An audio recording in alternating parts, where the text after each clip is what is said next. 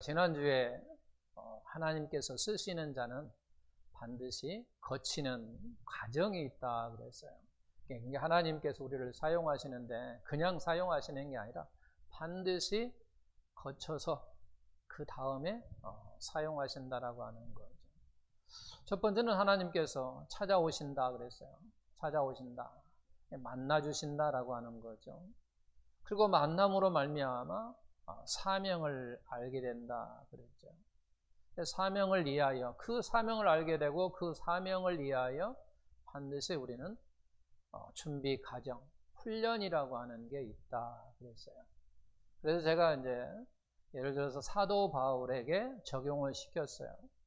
어느 날 하나님께서 다메섹으로 가는 바울에게 뒤로 오신 예수님이 그를 만나 주셨고 그 가운데 사명을 알게 됐고 그 사명을 통하여 아라비아 광야에서 다소에서 2년 동안 있으면서 복음을 정리하고 그리고 나아가서 복음을 전하는 그런 시작이 되었다라고 하는 거죠. 그리고 또 요셉도 우리가 이야기를 했습니다. 요셉도 하나님께서 그를 만나 주셨고 그런 가운데 사명을 알게 되고 그런 가운데 하나님이 사용하셨어요. 결과는 다르게 나타납니다. 사도 바울은 그가 사명을 감당할 때 기독교 역사에 가장 큰 영향을 미치는 결과를 초래했습니다. 오늘 말씀에 들어보면 이제 요셉은 사명을 감당함으로 말미암아 어떤 결과가 오냐면 자기 마음에 깊은 상처가 있었는데 그 상처를 치료를 받아요. 그와 동시에 또 용서를 하게 됩니다. 정말로 용서할 수 없는 사람을 용서하게 된다고 하는 거죠. 사명을 감당함으로 말미암아 그런 역사가 이루어진다고 하는 것이고 예수님의 사명으로서 예수님은 사명을 잘 감당하는 어떤 결과를 초래했냐면 아버지 하나님을 영화롭게 했다라고 말씀합니다.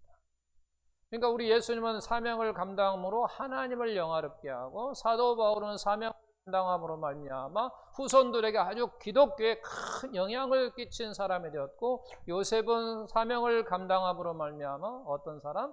자기 상처, 깊은 상처, 자기 마음속에 깊은 상처가 있는데 그것을 치료받았고 그 다음에 용서하는 그런 결과를 초래하게 되었다라고 하는 거죠. 이제 결과를 이야기했으니까 말씀을 시작하면 자, 시간이 흘렀어요.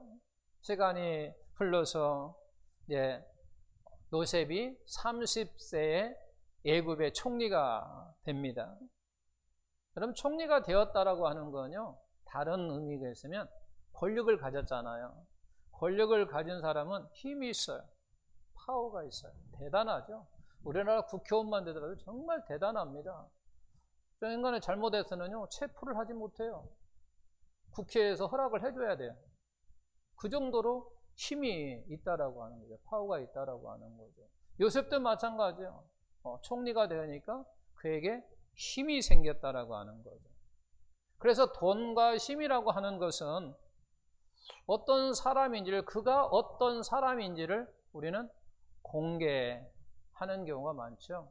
그래서 어떤 사람은 돈과 힘이 있는 사람, 저 사람이 겉으로 나타나는 거죠. 그 사람을 공개한다라고 하는 거죠. 요셉은 30세에 총리가 되고 그 다음에 풍년 7년과 흉년 2년을 보내고 이제 39세가 되었고 39세 때 형들에게 오늘 본문 말씀은 한 내용들입니다. 이제 본문에서 우리는 아주 귀한 것을, 아주 중요한 것을 발견하게 됩니다. 무엇을 발견했냐면 바로 요셉의 사명을 발견하게 됩니다. 뭘 발견한다고요? 요셉의 사명을 발견한다. 요셉의 사명을, 요셉이 자기의 사명이 무엇인가를 발견한다라고 하는 거예요. 요셉의 고백 속에서 우리는 가만히 보게 되면 뭘 요셉이 알고 있냐면 요셉이 대처 내가 왜 왜 형들에게 팔렸는가라고 하는 거죠. 형들이 대체 나를 무슨 억하심이 있어 나를 상인들에게 팔아버렸는가. 그리고 두 번째는 내가 왜 많고 많은 곳에 왜 애굽으로 또 와게 된다는 얘기죠. 상인이 애굽에 팔았잖아요. 애굽에. 그리고 왜 내가 억울하게 감옥에 갔냐는 얘기죠. 왜 감옥에 가야만 했는가라고 하는 거죠. 왜? 그리고 마지막으로 내가 왜 총리가 되었냐라고 하는 거죠. 여기에 한 답을 얻었다라고 하는 거죠. 형들이 나를 종으로 팔았고 애굽으로 와야 또 애굽에서 종살이 하다가 억울하게 감옥에 갇혔고 그리고 애굽의 총리가 되었다라고 하는 거죠. 내가 왜 이런 가정 속에서 지금까지 오게 됐는가라고 하는 것을 요셉이 알게 된 거예요. 그 질문이 아주 답이 중요한 거죠. 내가 왜 형들에게 팔렸을까라고 하는 거. 내가 왜 애굽에 왔을까? 그리고 내가 왜 애굽의 총리가 되었을까라고 하는 것. 그 답을 발견하고 나니까 그 답을 이제 자기가 발견하고 나니까 자기 마음속에 있는 깊은 상처가 치료됐어요. 그리고 형을 용서할 수 있었다라고 하는 거죠. 답을 발견하니까 깊은 자기의 상처가 됐다. 아, 형이 나를 왜 팔아만 했는가라고 하는 거예요. 그걸 알게 된 거죠. 전에는 요셉이 자기의 관점으로만 봤어요. 자기 관점, 자기 중심의 관점으로만 보니까 항상 자기가 피해자예요. 피해자. 내 중심으로 생각하니까 형들이 나를 팔았을 때 형은 가해자고 나는 피해자고, 보디발의 집에서 억울하게 내가 누명을 써서 감옥에 한 것도 내가 피해자고, 보디발 아내가 가해자고, 자기의 관점으로 봤단 말이에요. 근데 이 관점을 바뀐 거예요. 하나님의 관점으로. 관점이 바뀌는 거죠. 이 관점이 바뀌니까 해석도 바뀌더라고 하는 거죠. 해석도 바뀌어요. 관점이 바뀌니까. 해석이 바뀌니까 적용도 바뀌어요. 적용도 바뀌어요. 그래서 이게 아주 중요한 거예요. 내가 어떤 시각으로, 어떤 관점으로 바라보느냐가 정말 중요한 거예요. 어떤 사람을 내가 어떤 시각으로 바라보느냐 매우 중요한 거예요. 왜냐하면 그 시각에 따라서 해석이 달라지기 때문이고, 그 해석으로 말미암아 적용이 달라진다라고 하는 거죠. 문제는 시간입니다. 17세에 종으로 팔린 요셉이 오늘 본문 말씀처럼 고백하기까지 필요했던 시간이 몇 년이면 22년이라는 얘기예요. 22년 동안. 그러니까 요셉에게 있어서 22년은 준비와 훈련의 시간이었고, 거기에는 많은 사람들이 동원됐습니다. 준비와 훈련이라는 관점으로 보면 좋은 사람과 나쁜 사람이 없다라고 하는 거예요. 훈련이라는 과정 속에서 준비하는 과정, 그 관점으로 보니까 어떤 사람이 그냥 좋은 사람의 역할을 했을 뿐이고 나쁜 사람의 역할을 했을 뿐이지 그 사람이 좋은 사람이고 나쁜 사람은 아니더라고 하는 거예요. 결국은 드라마하고 똑같아요. 드라마에 나오는 모든 사람이 나쁜 역할을 하고 좋은 역할을 할 뿐이지 그 사람이 좋은 사람이고 나쁜 사람은 아니다라고 하는 거예요. 그렇잖아요. 드라마 보면 어떤 때는요 좋은 역할을 하고 어떤 때는 백유씨 같은 역할을 드라마를 하잖아요. 그러니까 우리는 그 사람 보고는 막 어떤 때는 막 화도 내고 그러는데 그 사람은 그런 건 아니에요. 그 역할을 할 뿐이란 말이에요. 역할을 할 뿐이라고 하는 거죠. 그것을 요셉이 깨달은 거예요. 어떤 사람은 좋은 역할을 할 것뿐이고 어떤 사람은 나쁜 역할을 할 뿐이더라 그런 거예요. 그 뒤에는 누가 있다? 하나님이 계시다라고 하는 걸 아는 거예요. 하나님이 계시다라는 걸 아는 거죠. 하나님이 너는 좋은 역할을 해, 너는 나쁜 역할을 해. 그런 것뿐이에요. 그러니까 좋은 사람이나 나쁜 사람, 그러니까 형들이 나쁜 사람이 아니다는 거예요. 그냥 나쁜 역할을 했을 뿐이다라고 하는 거죠. 전에는 자기 관점을 보니까 용서할 수 없는 형들이었어요. 어떻게 나를 팔 수 있냐는 얘기지. 형들이 어떻게 나를 팔 수 있느냐. 이해가 되지 않는 거잖아요. 그런데 형들이 나를 파는 것은 역할만 그렇게 했을 뿐이라고 하는 거예요. 역할을 그렇게 했을 뿐이지 나쁜 사람이 아니다라고 하는 거죠. 그러니까 결국은 그렇다 보니까 전에는 형들이 가해자였었어요. 근데 이렇게 보니까 가해자하고 피해자가 없어요. 사라지는 거예요. 마음속에 전에는 가해자가 있었고 피해자가 있었어. 피해자는 나였어요. 가해자는 형들이었어요. 그렇게 나누었던 것이 깨닫고 보니까 그게 아니다라고 하는 거죠.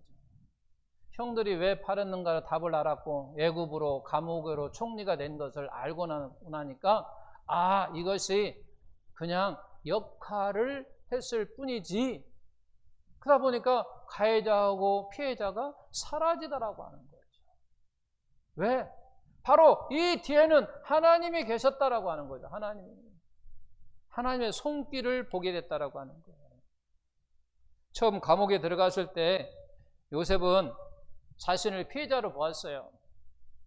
그러나 나중에 보니까 그게 아니라 그 가운데 그 속에 또 하나님께서 계셨다라고 하는 거죠. 결국은 왜 요셉을 뭐하게 사명자로서 만들기 위한 준비 과정이라고 했다. 과정이라고 하는 거죠. 우리가 이 앞에서는 바울이 바울되게 하기 위해서 모든 그에게 많은 고난, 많은 일들이 합력하여 선을 이루어서 바울이 바울되게 만들었던 것처럼 바로 여기에서도 요셉이 되기까지 요셉의 사명을 감당하는 사람으로 만들기 위하여 바로 가해자가 있었고 피해자가 있었지만 그게 아니라 그 뒤에는 하나님께서 역사하셨다라고 하는 거죠. 하나님께서 역사하셨다.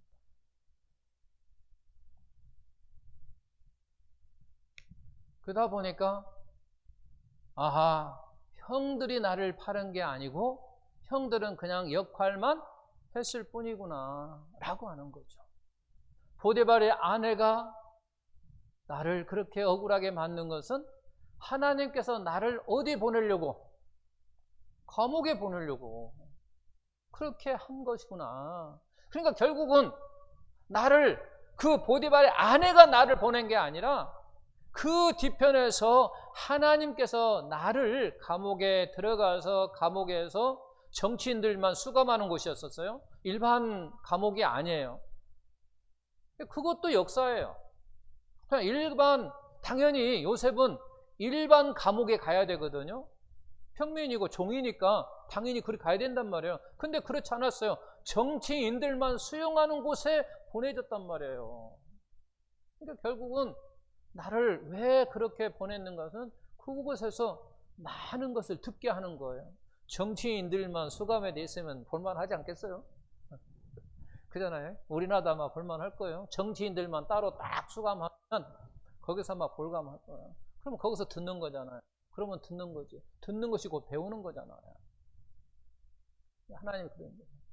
이제 그렇게 알고 보니까 내 마음속에 전에는 도저히 형들을 용서할 수 없었는데 형들을 용서할 수 있게 된 거예요.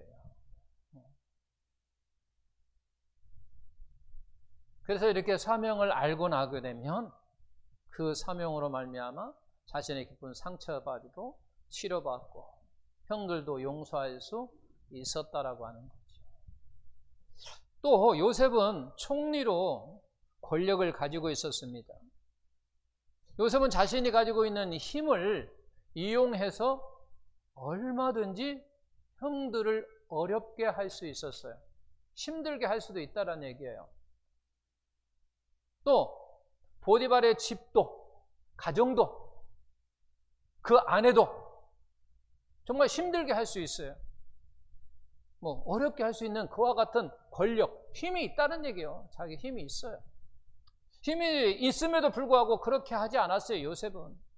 그러니까 결국은 요셉은 무엇을 깨닫느냐면 자신의 복을 주신 것을 잘 사용할 줄을 알았다라고 하는 거죠. 자신에게 복을 주었는데 이 복을 잘 사용할 줄 알았다는 사람이에요.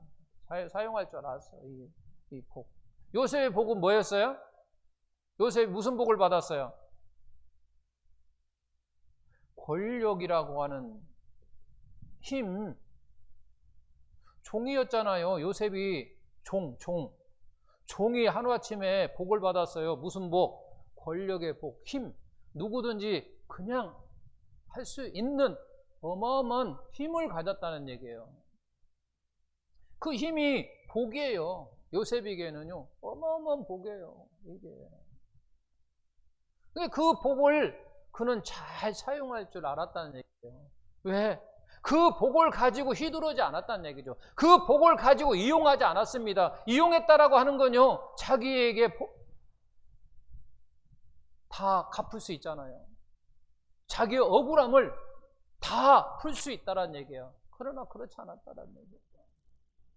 복을 잘 사용할 줄 알았다라고 하는 거죠. 즉 다시 이야기하면 요셉은 하나님께서 사명을 감당하라고 주신 그 복을 알았다는 얘기예요. 사명을 감당하라고 복을 주신 것이지 네 원수 갚으라고 복을 주신 게 아니란 말이에요. 네 사명을 감당하라고 복을 주신 것, 권력을, 힘을 주신 것이지 네 원수를 갚으라고 권력, 즉 힘을 준 게 아니라고 하는 거예요. 우리는요, 여기에서 가만히 보면 나 자신과 정말 반대의 삶을 살고 있는 걸 알 수 있어요. 우리 보면요, 기회만 오면 저놈 두고 보자, 나를 어떻게 했는지 내가 두고 보자 하면서 일을 딱 갈고 있다가 힘만 딱 생기면 바로 그냥 하잖아요. 요즘 정치 보면요, 다 그런 것 같아요. 아, 그냥 답답해요. 말은 협력해서 정치한다라고 말은 협치라고 말하면서 지 맘대로 하는 놈들이 대부분이고 그러잖아요. 근데 요셉은요, 그런 권력, 힘이 있음에도 불구하고 그걸 이용하지 않았어요. 자기의 사명을 이해해서 사용했다라고 하는 거죠. 하나님께 주신 복을 사명 감당한 일에, 그러니까 결국은 이 말씀에도 보게 되면 우리가 영적 타락이라고 하는 것, 영적 타락이라고 하는 건 뭐냐라고 이야기할 때 하나님께 나에게 주신 복, 사명을 잘 감당하고 하는 주신 복, 그걸 사명을 위해서 사용하지 않고 나를 위해서 사용하는 것이 영적 타락이에요. 영적 타락이라고 하는 것이, 우리가 영적으로 타락했다 하면 뭐 살인하고 도둑질하고 막 뭐하고 나쁜 짓 하는 윤리적 도덕적으로 나쁜 것이 영적으로 타락하는 것이 아니라, 영적으로 타락하는 것은 하나님께 나에게 사명을 감당하라고 주신 그 복을 이용하는 것, 뭘로? 자기 자신을 위해서 사용하는 것, 그것이 바로 영적 타락이라고 하는 거예요. 우리는 영적으로 타락했다 하면은 말이야, 뭐 나쁜 짓 하고 뭐 도둑질하고 뭐 하고 뭐 나쁜 윤리적으로 도덕적으로 좋지 않는 것을 생각하는데 그게 아니에요. 그것은 세상적의 생각이고 성경은 그렇게 이야기하지 않아요. 성경은요, 영적 타락이라는 건 뭐냐? 네가 영적으로 타락한 건 뭐냐? 그거예요. 내가 너에게 준 복을 너는 왜 너 자신만을 위하여 사용하느냐라고 말할 때 내가 영적 타락한 거예요. 내가 영적으로 병들은 거라 그 말이에요. 영적 타락이라는 건 다른 게 아니에요. 하나님이 나에게 주신 복, 뭐 때문에 줬는데? 사명을 감당하라고 주신 복을 사명을 감당하지 않고 사용하는 것은 다 자기를 위해서 사용하는 것이기 때문에 이게 바로 영적 타락이라고 하는 거예요. 하나님은요, 우리에게 이 사명을 잘 감당하라고 선물을 주셨어요. 사명을 감당하라고 우리에게 선물을 주셨는데 무슨 선물을 주냐면 첫 번째는 성령의 은사를 주셨어요. 성령 은사. 성령의 은사를 주셨어요, 우리에게. 그래서 성령의 은사라고 하는 건 우리가 사명과 다 연관이 되어 있어요. 사명을 주신 하나님께 그 사명을 잘 감당하도록 은사를 주셨는데, 그러므로 자기 자신이 내가 사명이 무엇인가를 잘 모르는 사람은 나에게 주신 성령의 은사를 생각해 보면 된다라고 하는 거죠. 내가 사명이 잘 모르겠어 라고 한다면 하나님이 나에게 성령의 은사를 주신 게 뭘까? 라고 생각하는 거예요. 그래서 예를 들어서 어떤 우리가 가르치는 은사를 줬어요. 가르치는 은사. 그러면 가르치는 일을 하는 거예요. 또 어떤 사람은 구제하는 은사를 줬어요. 구제하는 은사. 구제하는 일을 하면 되는 거예요. 그러니까 이런 사람은 어떤 사람이냐 좀 더 달라요. 어떤 똑같은 사건을 들었음에도 불구하고 어떤 사람은 그냥 좀 멍한 사람이 있고, 근데 어떤 사람은 마음이 막 괴로운 사람이 있어요. 그럼 하나님의 성령이 역사하는 거예요. 너는 본래 내가 너는 구제하는 사람으로 은사를 주셨기 때문에 너는 마음이 괴로울 거야. 고통스러울 거야. 막 불쌍히 여기는 마음이 더 팍 충만할 거야. 그래서 너는 도와주지 않으면 안 되고 너는 구제하지 않으면 안 돼 라고 하는 거예요. 바로 그런 거예요. 그게 바로 은사라고 하는 거예요. 구제하는 그와 같은 은사를 주신 분은 어떤 똑같은 사연을 듣는 말이에요. 어떤 사람이 아프다는 사연을 똑같이 들었음에도 불구하고 어떤 사람은 그냥 별 느낌이 없는데 어떤 사람은 그것이 마음에 확 닿는 게 있다라고 합니다. 이번에 우리 노예에서 좀 어려움이 있는 목사님 한 분 계셨어요. 그리고 카톡에 딱 문자가 떴어요. 그러니까 너도 나도 없이 막 이렇게 도와줬는데, 그럼 100% 다 도와줬느냐? 아니라고 하는 거죠. 한 30% 정도. 일이 좀 잘못됐는데 어쨌든 이런 거예요. 저도 이제 도와주려고 이것저것, 왜냐하면 저희가 광고를 해야 되잖아요. 우리 교회 목사님이 어떻게 아파서 어떤 치료를 가졌고 이런 과정 속에 있다라고 제가 이제 그것을 알려고 이제 전화를 했는데, 경찰대학에서 경찰대학병원에서 간 이식 수술을 한다고 하는 거예요. 그래서 제가 제 상식으로는 이게 이해가 안 됐어요. 그리고 간 이식 수술 2차 수술을 한다고 해서 이게 도저히 이해가 안 됐어요. 그래서 제가 이제 확인차 전화를 했어요. 경찰병원에는 간 이식 수술을 하지 않는데 분명히 본인은 간 이식 수술을 경찰병원에 한다고 하는데, 제가 이제 또 노예 또 임원이기도 하니까 회장님한테 보고를 해서 좀 확인 좀 할 필요가 있겠습니다 라고 했어요. 근데 이제 그게 거기서부터 이제 잘못되기 시작한 거예요. 어쨌든 간에 이제 그런 거예요. 그럼에도 불구하고 도와주는 사람과 그렇지 않은 일은 이제 과정 속에 있다는 얘기예요. 바로 그거예요. 구제의 은사를 받은 사람은요, 어떤 사람 안타까운 과정을 보면요, 그냥 가만히 못 있어요. 쉽게 얘기하면 물불을 못 가려. 저 같은 이성적인 사람이라 정확하게 판단을 하거든요. 그렇지 않은 사람은 그냥 그 안타까운 사연에 그냥 보내는 거예요. 그 마음이 그냥 크니까 그런 거예요. 저 아플 때도 어떤 사람이 전화 확인 다 하고 저한테 줬나요? 아니에요. 전국 쪽에서 알지도 못하는 사람이 그냥 묻지도 따지지도 않고 그냥 후원해 주셔서 사실은 그랬더니 치료받을 수 있었던 것처럼 그런 거예요. 근데 우리가 이렇게 함에도 성령은요, 목적이 있어요.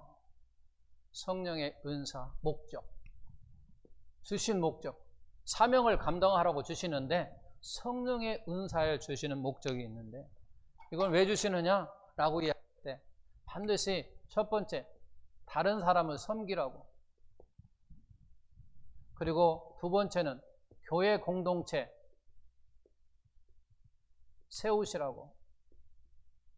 세 번째, 하나님께 영광 돌리기 위해서 우리에게 성령의 은사를 주시는 거예요. 다른 사람을 섬기는 거예요. 다른 사람을 섬기는 거예요. 내가 어떤 일을 함으로 말미암아 다른 사람에게 유익이 가는 거예요. 그것이 곧 다른 사람을 섬기는 거예요. 그리고 교회에 공동체를 세운다라고 하는 것은 이 교회에 뭐 공동체를 세운다 하니까 뭐 예배당을 짓는다 그런 얘기가 아니라 이 공동체, 교회 성도들이 서로 사랑하고 서로 섬기고 서로 배려하고 서로 화목하고 서로 편안할 수 있도록 뭔가 자기 자신이 희생하고 헌신하고 봉사하는 걸 이야기하는 거예요. 그러면서 세워가는 거예요. 즉 지금 어제부터 오늘까지 저희 초등학교 동창생이 모여서 지금 모임을 갖고 있습니다. 근데 누군가 한 사람이 펜션을 예약하고 또 나중에 오는 사람 먹을 거, 뭐 할 거, 밥 먹을 거 전부 다 시장 봐가지고 누가 뭐 시켰나요? 그래 자기 스스로 그냥 자진해서 다 보다가 친구들 오면 동창들 오면 먹이려고 한다는 바로 그거예요. 그러므로 말미암아 그 공동체가 살아나는 거야. 마찬가지죠. 우리 교회도 예를 들어서 축제 하잖아요. 축제 하면은 어떤 사람은 다 안내도 하고 어떤 사람은 뭐 밥을 준비도 하고 어떤 사람은 뭐 하기도 하고 그게 결국 뭐냐면 누군가가 자기 자신이 헌신하고 희생하고 섬기고 봉사하고 하니까 그 공동체가 살아나는 거예요. 바로 그러한 것이 바로 공동체를 세워가는 거예요. 은사를 통해서 다른 사람을 섬기고 그 공동체를 세우는 이 일이 곧 무슨 일이냐? 아버지께 영광 돌리는 하나님을 기쁘게 하는 일이라고 하는 거예요. 그런데 이 일을 하기 위해서는 반드시 필요한 게 있어요. 이 일을 하기 위해서는 반드시 필요한 것이 있는데 뭘 것 같아요? 반드시 필요한 뭐가 필요해요? 사랑이 있어야 됩니다. 성령의 은사를 받았다고 해서 할 수 있는 게 아니라 성령의 은사 플러스 반드시 사랑이라고 하는 게 있어야 된다고 하는 거예요. 사랑이 없으면요, 하나님께 주신 은사를 가지고 다른 사람을 섬기는 게 아니라 자기의 유익을 위해서 사용합니다. 교회 공동체를 세우라고 하니까 공동체를 세우지 않고 자기를 세웁니다. 그러니까 하나님께 영광 받지 아니하고 결국은 자기가 드러나는 거예요. 자기가 드러나는 거예요. 사랑이 없으면 그런다는 얘기죠.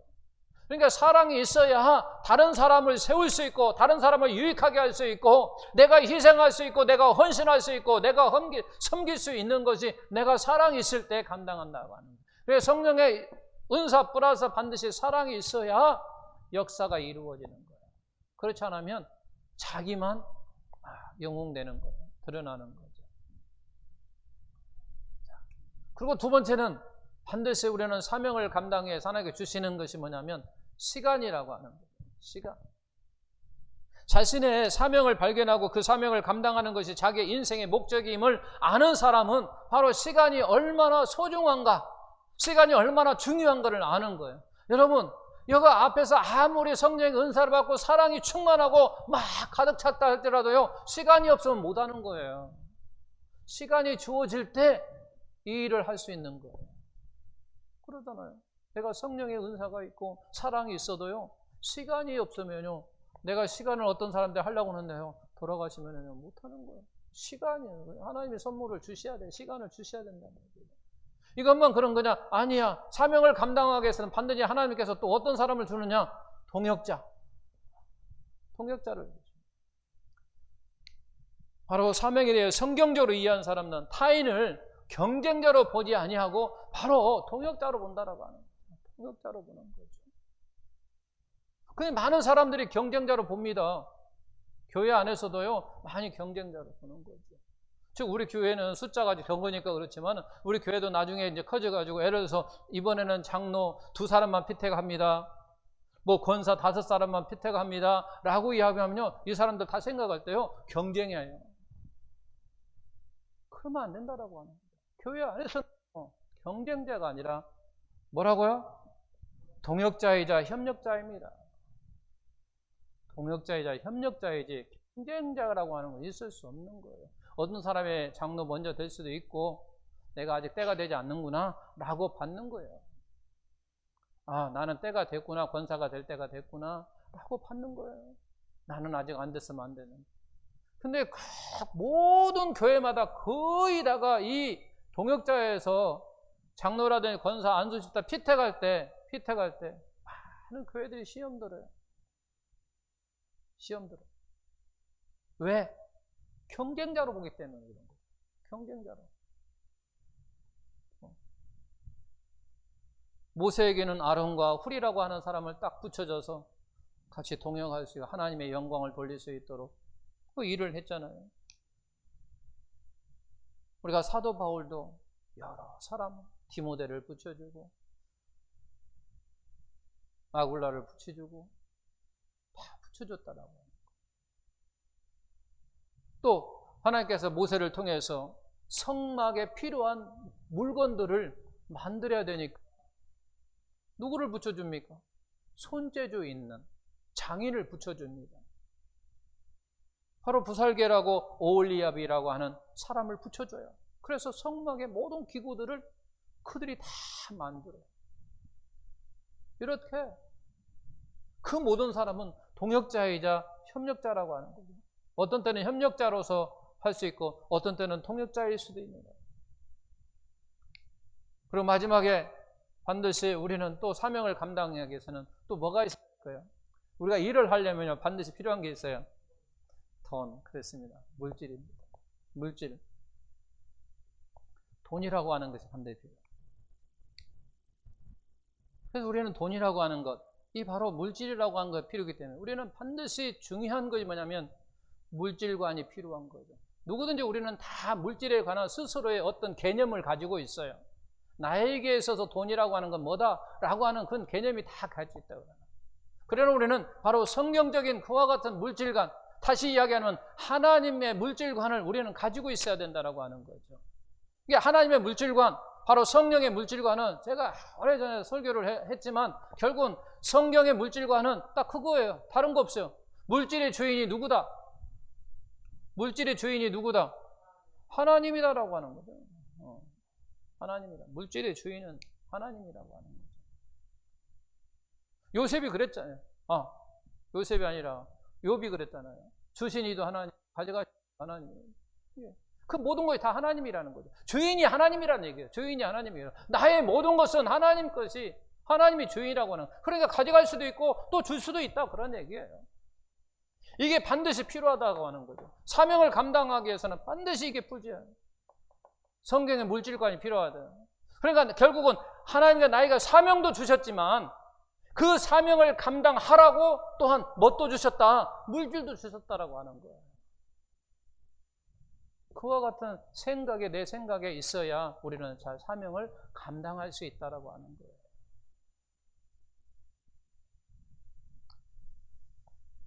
그럴 때 정말 하나님께서 원하시는 그런 사명을 우리가 감당할 수 있다라고 합니다.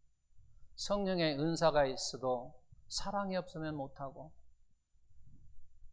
은사와 사랑이 있어도 시간이 없으면 못하고, 내가 누군가를 뭘 하고 싶은데 하지 못한, 시간이 없으면 못하는 것도 있고, 또 하나님의 사명을 감당하기 위해서는 혼자만이 할 수 있는 게 아니라는 거죠.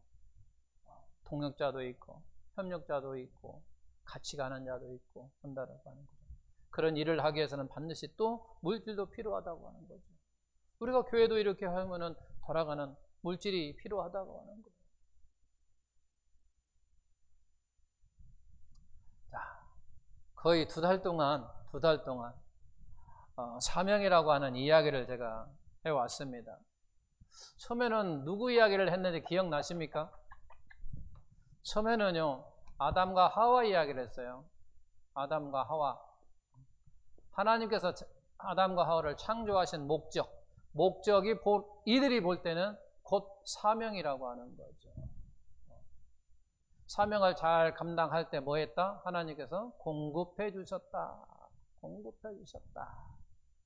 쭉 이 말을 다 이야기하면 감당할 사명이 있는 사람들에게는 죽지 않는다. 왜냐하면 하나님께서 지키시고 보호하시고 책임져 주시긴다. 공급해 주신다. 책임해 주신다. 같은 얘기예요. 그다음에 아까 제가 서두에 이야기했던 것처럼 누구? 예수님의 사명. 그 다음에 바울의 사명, 요셉의 사명, 제가 결과를 다 먼저 말씀드렸죠. 우리는 어떤 삶 속에서 사명 속에 있을수라도 어떤 때는 사명을 통해서 나의 기쁜 상처, 마음의 어려움과 괴로움과 고통이 있을 때 그게 치료받을 수도 있다라고 하는 거죠. 어쨌든 저와 우리 성도님들이 정말 하나님께 나에게 주신 사명을 잘 감당함으로 말미암아 하나님께서 나에게 공급해 주시는 그런 은혜와 또 하나님께서 나에게 주시는 물질을 통해서 더 우리가 풍성한 그런 신앙의 삶이 되기를 예수님의 이름으로 축원합니다.